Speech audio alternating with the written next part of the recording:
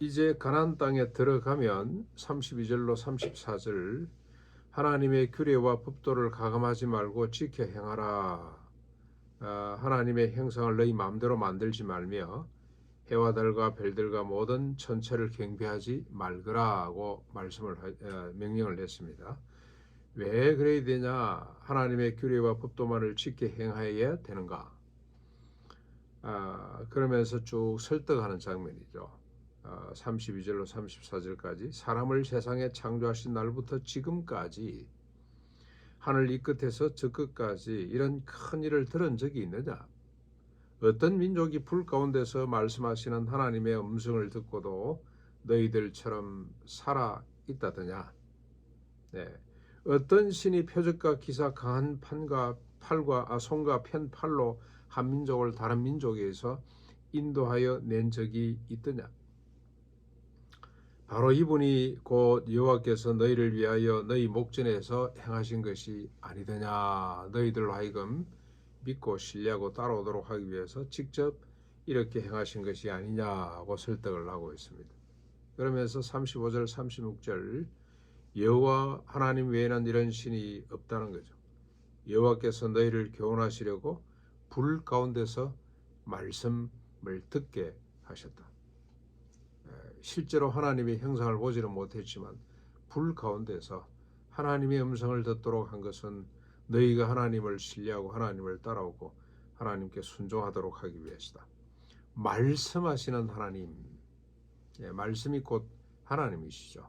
하나님을 보려고 하지 말고 하나님 말씀을 듣거라. 너희들 마음대로 하나님을 형상화하지 말고 하나님 말씀 613가지 목숨 걸고 순종하거라 하고 설득을 하고 있습니다.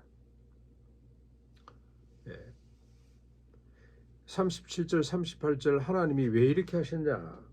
왜 하나님이 이렇게 말씀 가운데서 이렇게 불 가운데서 말씀하시고 애굽에서 너희들을 구출해 내시고 이렇게 큰 일을 행하셨는가? 왜 그렇게 하셨냐? 우리 조상들을 사랑하시고 그 후손인 우리를 택하시고 가나안 땅을 기업으로 주기 위해서다. 그래서 오랫동안 살도록 하면서 열국이 복을 받도록 하기 위해서 아브라함과 맺었던 언약을 하나님 이 모세가 다시 해상시키고 있는 거죠.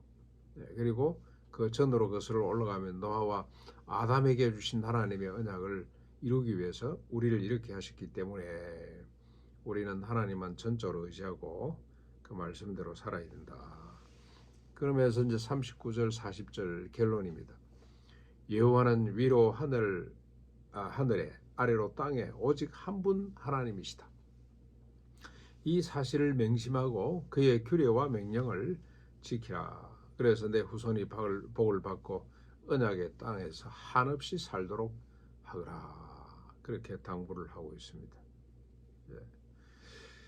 그러면서 이 와중에 모세가 뭔가 하나를 처리하죠.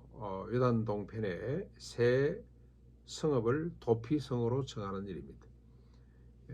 새 성읍이 왜 새 성읍이 나왔냐? 하나는 루벤 지파, 하나는 갓 지파, 하나는 므낫세 반 지파죠. 반은 또 건너가고 므낫세 지파 사람들을 위해서 도피성을 만들었습니다.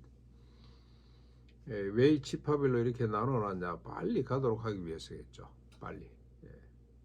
뭐 거리가 멀면 또 가다가 잡힐 수가 있기 때문에 도피성은 우리가 잘 아시는 것처럼 오늘 또 본문이 밝히고 있는 것처럼 원한이 없이 부지 중에 사람을 죽인 자가 생명을 보존하도록 구별하는 성읍이죠. 뭐 계획적으로 사람을 죽이는 사람은 용납되지 않습니다. 반드시 죽음으로 갚아야 됩니다. 생명은 생명으로 갚아야 되죠. 그런데 부지 중에 실수로 사람을 죽였을 때 그때는 생명을 보존하도록 하기 위해서 도피성으로 가서 살아야 되는 거죠. 그냥 살면 안 됩니다. 반드시 도피성으로 가야만 되도록 되어 있습니다. 이게 율법 가운데 하나인데 613가지 가운데 하나인데 전체 뜻을 잘 담고 뭐 있습니다. 전체 뜻은 613가지의 가장 핵심 사상은 생명 존중이죠. 인간 존엄 사상, 인류입니다. 하나님이 나 외에 다른 신을 섬기지 말라. 하나님은 질투하는 하나님이라 이런 법을 주셨습니다만 이게 뭐 하나님께 무슨 도움이 되겠습니까? 결국 인간을 위해서 주신 법이죠. 너희들이 알아서 신을 섬기라 그러면 신을 대간절 얼마나 섬겨야 되겠습니까? 만족이 되겠습니까? 일본 사람들이 그런다면서요. 예수 믿으라 그러면 믿지 그러고 모시고 가서는 자기 집에 뭐 몇 번째 신으로 등극을 시킨다고. 예, 정말로 이게 인간을 위한 법입니다. 아무리 생각해봐도 만약에 제가 이 법을 몰랐다면 신앙이 없었다면 제가 신을 얼마나 두어야 만족할 수 있을까?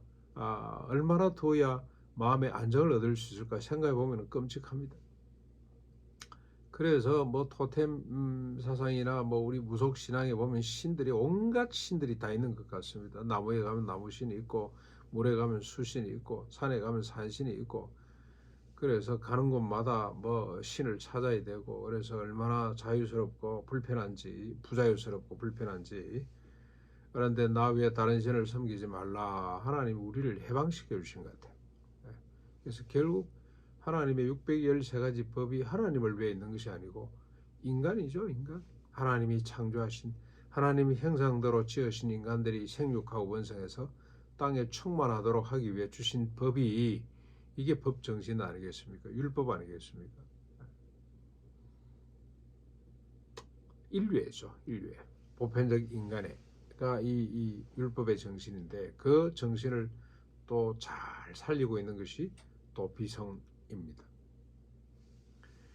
이런 법을 너희들이 가슴에 새기고 순종함으로 말미암아 사람 사는 세상 너희들만 오래 살 것이 아니고 열국의 사람들이 사람 살만 나는 세상을 만들도록 하거라. 거대한 사명이죠.